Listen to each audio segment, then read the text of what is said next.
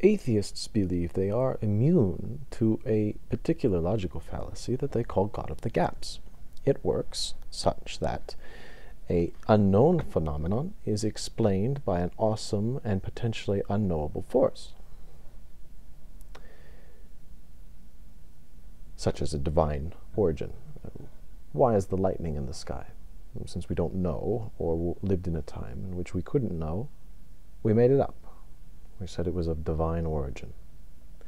Something that would necessarily escape logic, reason, or at least our means of measurement at that particular point in history.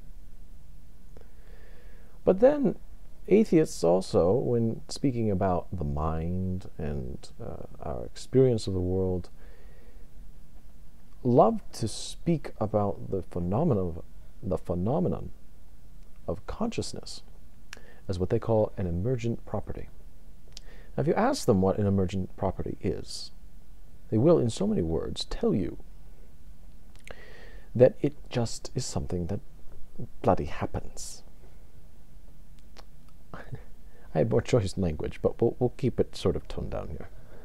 It's just something that bloody happens because of how the universe works and its potentially unknowable and complicated fashion, or at least because of our current limitations in measurement.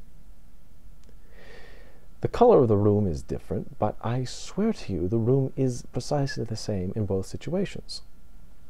The theist says, this happens, we don't know how it happens, therefore it is likely to infer, or we should be likely to believe, something like that, that it's of divine origin.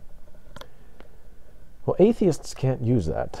They've effectively cut that out of their arsenal in probably an attempt anyway to avoid the logical fallacy. But in reality, you don't need God in order to do the same thing with what they call an emergent property, where they say, such as the experience of the mental world is an emergent property. That is to say, consciousness is an emergent property. What is that? I invite you all to tell me what an emergent property is and how it is not God of the gaps. And I invite the rest of you to read these comments and to see how thoroughly unconvincing they are. You see, an emergent property is the ultimate trump card for the atheist, just as God of the gaps is the trump card for theists. But it works the same way. It says, the world is complicated in such a way that we can't measure it, such that it's very strange, I admit, but this just fucking happens anyway. Oh, let's see, whoops. This bloody happens anyway. Such as in neurology. In neurology, we can look at all the little bells and whistles of the brain. We can light up different parts of the brain using electrodes. However, we cannot light up the part or dim the part of the brain that dictates our experience of the bells and whistles of our brain. You see, that's something else completely. It's a different category completely. And people say that it's a user's illusion, that is an emergent property. Ugh. It's a bunch of nonsense. It's the old story.